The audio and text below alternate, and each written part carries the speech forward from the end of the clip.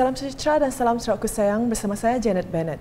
Tumpuan berita, Tuan Yang Terutama TYT Yang di-Pertuan Negeri Sarawak Tun Pehin Sri Abdul Taib Mahmud menerima kunjungan hormat daripada Menteri Pemodenan Pertanian dan Pembangunan Wilayah Datuk Seri Dr. Steven Nuri Utom di kediaman beliau di Demak Jaya, Kuching pada Isnin. Kunjungan Datuk Seri Dr. Steven Nuri yang juga Menteri Bertanggungjawab bagi sambutan perayaan Hari Malaysia peringkat negeri Sarawak bertujuan menjemput Yang di-Pertuan Negeri Sarawak serta isteri Toh Puan Ragat Kurti Taib untuk merasmikan majlis tersebut.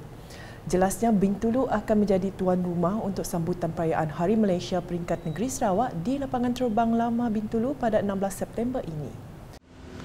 Jadi antara acara yang kita telah rancangkan pada pagi 16 bulan, kita akan mengadakan bicycle cycling bersama dengan Yang Berhormat Premier, dan saya diberitahu ada 400 peserta akan turut serta dalam 20 km pada pagi dan dituruti orang ramai. Acara rasmi akan diadakan sebelah petang, 7 petang dan juga sehingga pukul 10. Selepas acara rasmi, kita akan mengadakan konsert Hari Malaysia. Diadakan seterusnya lebih sampai pukul 12. Acara-acara akan dipenuhi dengan acara kebudayaan, tarian, nyanyian, dan kita telah pun menjemput artis-artis dari dalam negeri dan juga dari Sabah, dari semenanjung Malaysia untuk memenuhi acara kita pada malam tersebut. Beliau berkata demikian ketika ditemui media selepas melakukan kunjungan hormat tersebut. Sehubungan itu, beliau menyeru orang ramai untuk datang beramai-ramai bagi memeriahkan lagi majlis tersebut atau menonton siaran langsung di Facebook dan YouTube Unit Komunikasi Awam Sarawak UKAS dan TVS saluran 122.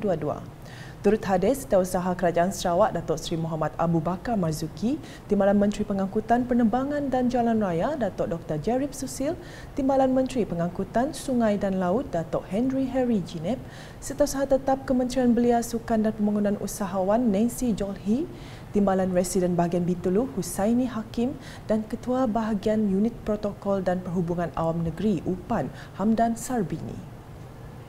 Sejurus selepas itu, Tun Pehin Sri Abdul Taib Mahmud menerima kunjungan hormat daripada Setiausaha Persekutuan Sarawak Datuk Amir Omar.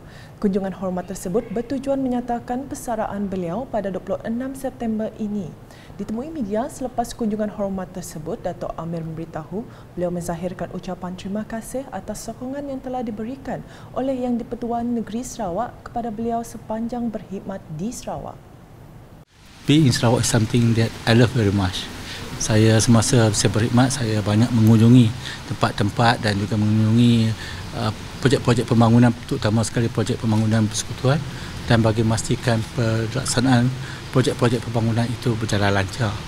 Dan saya harap Sarawak akan terus maju dengan potensi yang ada di negeri Sarawak di bawah kepimpinan Abang Jo. Dan kita juga berharap bahawa kerjasama antara Kerajaan Persekutuan dengan Kerajaan Negeri dapat dipertingkatkan di masa hadapan supaya Sarawak akan lebih maju lagi untuk mencapai aspirasi 2030 tersebut. Terima kasih. Datuk Amir telah berkhidmat sebagai Setiausaha Persekutuan Sarawak selama 1 tahun 6 bulan. Turut hadir Timbalan Setiausaha Persekutuan Sarawak Bangis Munga. Sementara itu, Premier Sarawak Datuk Patinggi Tan Sri Dr. Abang Abdul Rahman Zahari Tun Datuk Obang Openg menerima kunjungan hormat daripada Universiti Putra Malaysia UPM Kampus Bintulu di Wisma Bapa Malaysia pada Isnin. Rombongan diketuai Pengerusi Lembaga Pengarah UPM Tengku Syarif Laksmana Perlis Datuk Seri Diraja Syed Razlan Syed Putra. Ketika ditemui media, Datuk Seri Diraja Syed Razlan berkata kunjungan hormat itu bertujuan menjemput Premier Sarawak menghadiri Majlis Convocation UPM yang bakal diadakan buat julung kalinya di kampus Bintulu pada 1 November ini. Ini oleh kerana Tuanku Chancellor Sultan Selangor dia berhasrat, Tuanku berhasrat buat di Bintulu oleh kerana rakyat Sarawak yang jadi student, keluarga-keluarga mereka boleh tengok, lihat anak mereka graduate di atas pentas, dan ramainya tak dapat, dahulu tak dapat pergi ke Semenanjung. Jadi sekarang ni kita buat, mulai daripada tahun ini insyaAllah tiap-tiap tahun kita akan buat di sini. Dan juga hasrat mampu ialah nak bagi penghormatan kepada negeri Sarawak oleh kerana negeri Sarawak yang memberi UPM peluang untuk buka satu kampus di Pintu. Untuk rekod, seramai 471 graduan dari Sarawak dan Semenanjung dijangka terlibat dalam convocation tersebut. Seterusnya di Belaga, Sarawak adalah model terbaik di Malaysia dalam mengekalkan perpaduan dan toleransi rakyat berbilang kaum menurut Timbalan Premier Sarawak Dato' Ahmad Douglas Unggah Embas. Katanya kenyataan itu turut diperakui Premier Sarawak Dato' Patinggi Tan Sri Dr. Abang Abdul Rahman Zahari Tun Datuk Bang Openg sambil menambah kepelbagaian agama di Sarawak menyemarakkan sifat toleransi antara agama dan juga budaya di negeri ini. Dalam hal ini, beliau berkata unit hal ehwal agama-agama lain UNIFOR terus memainkan peranan penting dalam menjaga kebajikan agama-agama lain di Sarawak dengan menyalurkan peruntukan setiap tahun untuk kegunaan membina dan membaiki rumah ibadah mereka.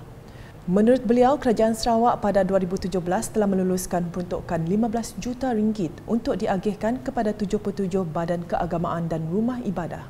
Manakala pada 2018, sebanyak 20 juta ringgit telah diluluskan untuk membantu sebanyak 231 badan keagamaan dan rumah ibadah. Katanya peruntukan itu terus meningkat kepada 30 juta ringgit pada tahun 2019, 20 juta ringgit pada tahun 2020, 2021 dan 2022. Beliau berkata demikian dalam teks ucapan dibaca oleh Ahli Dewan Undangan Negeri Murum Kennedy Chok Pai Ugon pada Majlis Perasmian BEM Gereja Umum Apau Koyan BRS Sungai Asap Belaga pada Ahad. Menurut Dato' Ahmad Douglas lagi, beliau telah berkunjung di situ pada Oktober 2018 untuk menyerahkan cek sebanyak 10 juta ringgit kepada BEM Gereja Umum Apau Koyan Belaga bagi tujuan membantu membina dan membaiki gereja serta menubuhkan pusat teologi BEM di situ. Katanya ini membuktikan bahawa Kerajaan Negeri Sarawak adalah inklusif dan amat peka kepada kehendak penduduk di kawasan luar bandar, terutamanya dalam menyediakan infrastruktur asas yang mampat. Ke perkembangan selanjutnya, projek menaik taraf RPR Tondong di Batu Kawah yang dilaksanakan oleh Perbadanan Pembangunan Perumahan HDC telah bermula 5 September lepas dan dijangka siap dalam tempoh 3 bulan. Timbalan Premier Sarawak merangkap Ahli Dewan Undangan Negeri Batu Kawah Datuk Seri Dr. Sim Kui Hian meluangkan masa hadir menyaksikan penyerahan surat setuju terima tawaran projek tersebut pada Isnin. Simbolik penyerahan disempurnakan oleh Ketua Pegawai Eksekutif HDC Muhammad Azman Ahmad kepada pengarah projek kontraktor syarikat Sebarik Bina Goh Kwan Yau bertempat di Taman Sri Jahaya RPR Tondong Batu Kawah. Datuk Seri Dr. Sim yang juga Menteri Kesihatan Awam, Perumahan dan Kerajaan Tempatan Sarawak kemudiannya melakukan tinjauan bagi melihat keadaan struktur blok bangunan serta sekeliling kawasan itu.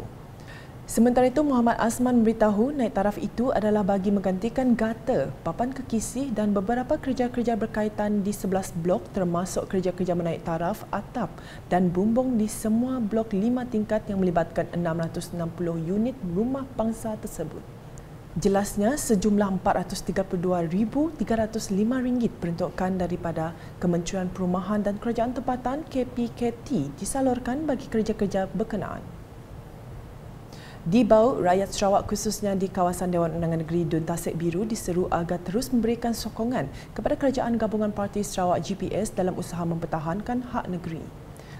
Menurut Timbalan Menteri Pengangkutan Sarawak Datuk Henry Ginep, sokongan mereka pada pilihan raya umum ke-15 PRU15 nanti amat penting bagi memastikan kerajaan negeri mempunyai suara kuat di peringkat parlimen dan membolehkan kerajaan GPS terus menuntut kembali hak-hak negeri seperti termaktub dalam Perjanjian Malaysia 1963 MA 63. Beliau berkata demikian pada majlis santai bersama pemimpin di Dewan Serbaguna Kampung Badul Singai di Bau pada Sabtu.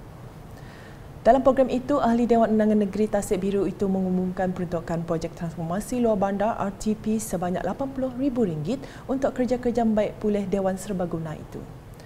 Beliau turut meluluskan RM10,000 di bawah peruntukan projek kecil luar bandar MRP bagi aktiviti tahunan Jawatan Kuasa Kemajuan dan Keselamatan Kampung JKKK Kampung Badul.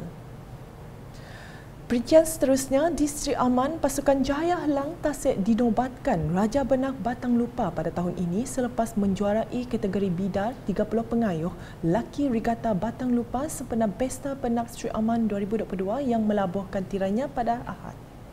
Ia kejayaan bersejarah bagi pasukan milik Fadli Ibrahim dari Saratok apabila penyertaan kali pertama mereka pada Regata Pesta Benak kali ini membuahkan hasil dengan menjulang gelaran Raja Sungai Regata Batang Lupa edisi ke-19. Kemenangan tersebut membolehkan pasukan baru dalam perlumbaan air popular itu merangkul piala rebutan utama, piala TYT dan bawa pulang hadiah wang tunai berjumlah RM10,000. Naib Johan pula disandang pasukan Bestari dan tempat ketiga milik Mahkota Dewa Gedong dengan masing-masing menerima hadiah wang tunai RM7,000 dan RM5,000. Hadiah kepada para pemenang telah disampaikan oleh Timbalan Menteri Pendidikan Inovasi dan Pembangunan Bakat Sarawak merangkap Ahli Dewan Undangan Negeri Adun Semanggang, Datuk Francis Hardin Hollis. Turut hadir Timbalan Residen Bahagian Sri Aman merangkap Pengurusi Jawatankuasa Pesta Benak Sri Aman 2022 Elvis Didit. Manakala di Muka, Jabatan Belia dan Sukan Negeri Sarawak dengan kerjasama Pejabat Belia dan Sukan Bahagian Muka telah menganjurkan program Aktif Aid Sukan Luar Bandar Peringkat Negeri Sarawak. Program yang julang kali diadakan di Muka bermula sejak Sabtu dengan mempertandingkan 7 jenis sukan, termasuk sukan tradisional seperti sukan tarik tali dan galah panjang. Antara sukan yang mendapat sambutan yang paling hangat ialah futsal dan bola jaring yang menyaksikan penyertaan pasukan daripada luar Daro seperti Sibu, Mukah dan Miri. Sebanyak 40 pasukan berentap dalam sukan futsal manakala bola jaring sebanyak 20 pasukan. Timbalan Menteri Belia dan Sukan Sarawak Datuk Garrett Rentap Jabu yang hadir merasmikan program itu pada Ahad berkata sangat teruja melihat sambutan daripada belia di situ dan berharap Jabatan Belia dan Sukan akan bawa program ini ke tempat lain selepas ini. Jelasnya program seperti ini bertujuan memberi peluang kepada belia setempat untuk beriadah dan mengamalkan gaya hidup sehat. Sementara itu, Adun Daro Syafi'i Ahmad berkata, program seperti ini merupakan salah satu platform untuk memperkasakan belia sebagai pemimpin masa hadapan. Turut hadir Ahli Parlimen Igan Ahmad Joni Zawawi, Pengarah Jabatan Belia dan Sukan Sarawak Lamat Nyalau dan Pemangku Pegawai Daerah Daro Masihi Musa.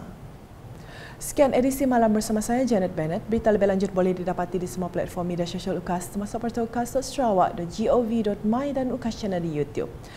#Menyebar Fakta, Salam UKAS.